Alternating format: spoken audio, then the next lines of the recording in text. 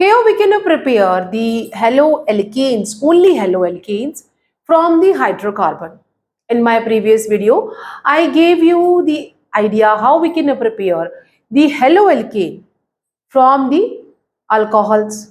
Here we can prepare the haloalkane from the hydrocarbons, and hydrocarbon if we are taking alkanes only, then here we can have a free radical halogenation and we can get a monoisomer or a polyhalogen compounds.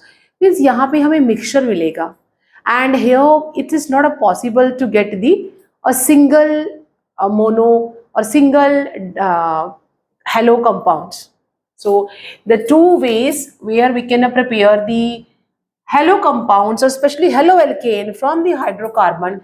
The first one is from the hydrocarbon. Hydrocarbon लेना है हमने, और hydrocarbon में अगर हम लोग लेते हैं एल्केन, फ्री रेडिकल हेलोजिनेशन करना है तो वी कैन टेक, जैसे हमने यहाँ पे ले लिया है methane and we are taking here Cl2. आप यहाँ पे इसको सिंपल X2, ये मेरे डाई हेलो मॉलिक्यूल लिखा हुआ है, and this reaction will occur in the presence of sunlight and we will get that CH3Cl.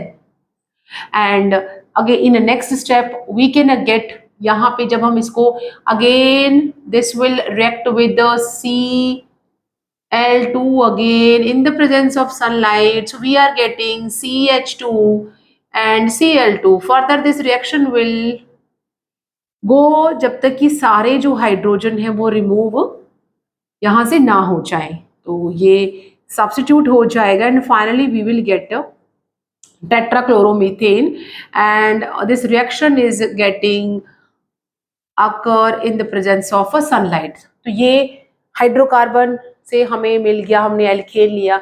यहाँ पे हमें सिंगल प्रोडक्ट मिलना बहुत मुश्किल है. We are getting a mixture here. So हमारा जो सेकेंड स्टेप है that is from the alkene. ये हमने हाइड्रोकार्बन लिया, मैंने यहाँ पे एल्केन लिखा हुआ है.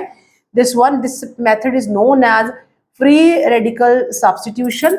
हम इसमें एक और सेकेंड या 3 कार्बन वाला कंपाउंड भी ले सकते हैं, दैट इज अ CH3. यहाँ पे ये एग्जांपल ले लेते हैं, CH3, CH2 एंड CH2.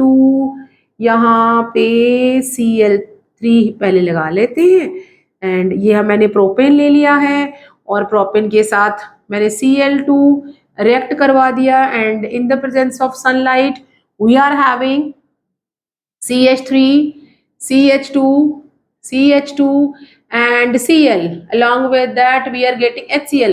तो हमें ये वाला प्रोडक्ट भी मिल सकता है, और we can have CH3, CHCl. अब मैंने यहाँ लगा दिया है and that is CH3 plus HCl. तो मीन्स हमें ये वाला प्रोडक्ट भी मिल सकता है और ये वाला भी मिल सकता है. So here this is the monoisomer. दोनों का मॉलिक्यूलर फॉर्मूला सेम है but they both are the isomer of each other. तो इस तरह से हमें यहाँ पे सिंगल या जो आप mono substituted product find out नहीं कर पाएंगे. तो ये हमारा हाइड्रोकार्बन से हो गया. अब यहाँ पे नेक्स्ट जो है that is from the alkene. हम इसे प्रिपेयर करेंगे, मिक्सचर मिलेगा हमें, और जो ये सेकेंड स्टेप है कि एल्कीन से लेना है. एल्कीन में क्या है, एल्कीन में हमारे पास 2 तरह से मेथड चलेंगे. एल्कीन में अगर हम हाइड्रोजन हैलाइड लेते हैं, एल्कीन क्या है, तो यहाँ पे दैट इज फ्रॉम एल्कीन ले लेते हैं. Alkene means we are having a double bonded hydrocarbon. इस तरह से आ गया. तो पहला जो मेथड है जिसमें मैंने लिखा है एडिशन ऑफ हाइड्रोजन हैलाइड, ये जो है that is addition of hydrogen halide. Means यहाँ पे कोई भी सब्स्टिट्यूशन नहीं होगा, ऐड होगा, रिप्लेस कुछ नहीं हो रहा है. तो ये हमने ले लिया, हमारा हो गया यहाँ पे ये एल्कीन, और इसके साथ हम HBr या HCl या HI ऐड करेंगे, और ये रिएक्शन अगर हम ऐसे करेंगे तो ये जो नेगेटिव पार्ट है या जो मोर रिएक्टिव या मोर इलेक्ट्रोनेगेटिव जो हमारा यहाँ से आयन आएगा वो ऐसे कार्बन के साथ डबल बॉन्डेड ऐसे कार्बन के साथ अटैच होगा जाके या ऐड होगा जाके जिसके पास हाइड्रोजन कम है। तो यहाँ पे हमारा जो प्रोडक्ट बनेगा दैट इज लाइक दैट। ये जो प्रोडक्ट बनेगा इसमें ये एक तरफ ऐड हो जाएगा और दूसरी तरफ H आ जाएगा। अब क्योंकि यहाँ मैंने स्पेसिफाई नहीं किया है कि कितने हाइड्रोजन है किसी के पास, लेट टेक द एग्जाम्पल। यहाँ हम एग्जाम्पल ले लेते हैं, प्रोपीन ले लेते हैं। यहाँ हमने एग्जाम्पल लेना है, प्रोपीन लेते हैं, ठीक है, प्रोपीन लेते हैं और ये जो है वो क्या रहेगा, C और यहाँ डबल बॉन्ड और इस तरह से इसके पास एक हाइड्रोजन है, ये दूसरा हाइड्रोजन है, इस कार्बन के पास एक ही हाइड्रोजन है और ये जो कार्बन है it is having a 3 hydrogen. यहाँ पे मैं अभी HBr के साथ रिएक्शन करवाऊंगी और ये रिएक्शन जो है यहाँ पे ये जो मोर इलेक्ट्रोनेगेटिव पार्ट है हाइड्रोजन हैलाइड का वो ऐसे कार्बन के पास जाएगा जिसके पास हाइड्रोजन कम है, मींस वो इसके पास जाएगा। डबल बॉन्डेड ऐसे कार्बन के पास जाएगा जिसके पास हाइड्रोजन कम है। तो हमारा जो प्रोडक्ट बनेगा दैट इज द C। ये H इस तरह से ही रहेंगे, ये मैं इसके सामने इसलिए नहीं लिख रही हूँ क्योंकि वो मैंने ऊपर लिखा है, तो ये एरो यही सामने ही जाएगा एंड इट इज हैविंग यहाँ पे Br आ जाएगा और यहाँ पे C, ये H यहीं पे रहेगा साथ में और इस कार्बन के पास एक और H आ जाएगा।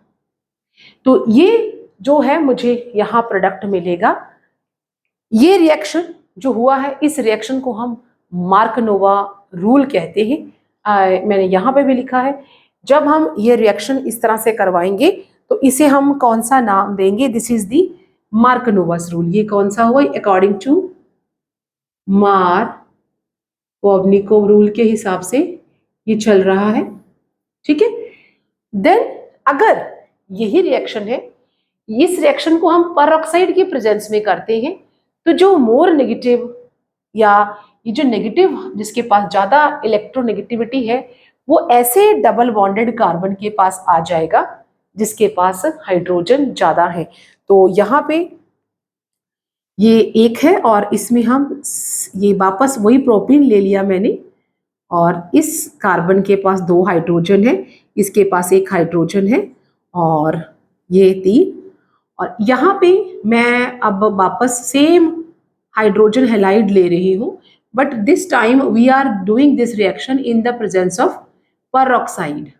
हम ये रिएक्शन परऑक्साइड की प्रेजेंस में कर रहे हैं और यहाँ पे सम टाइम H2O2 भी ऐसे लिखा रहेगा, सेम चीज है। तो अगर हम इसे करते हैं, अब ये जो मोर इलेक्ट्रोनेगेटिव जो आयन है वो ऐसे कार्बन डबल बॉन्डेड कार्बन के पास चला जाएगा जिसके पास हाइड्रोजन ज्यादा है। तो in this case what product we are getting, हमारा जो प्रोडक्ट है वो ये हो जाएगा दैट यहाँ पे H और इसके पास एक H आ जाएगा and this carbon will get the more electronegative ion towards itself. इसे हम परऑक्साइड इफेक्ट या खराश इफेक्ट भी कहते हैं, ठीक है। तो this is the way how we can get a halo alkane by reacting the hydrogen halide either without peroxide or either in the presence of a peroxide। जो लास्ट हमारा जो रिएक्शन है that is the addition of halogen.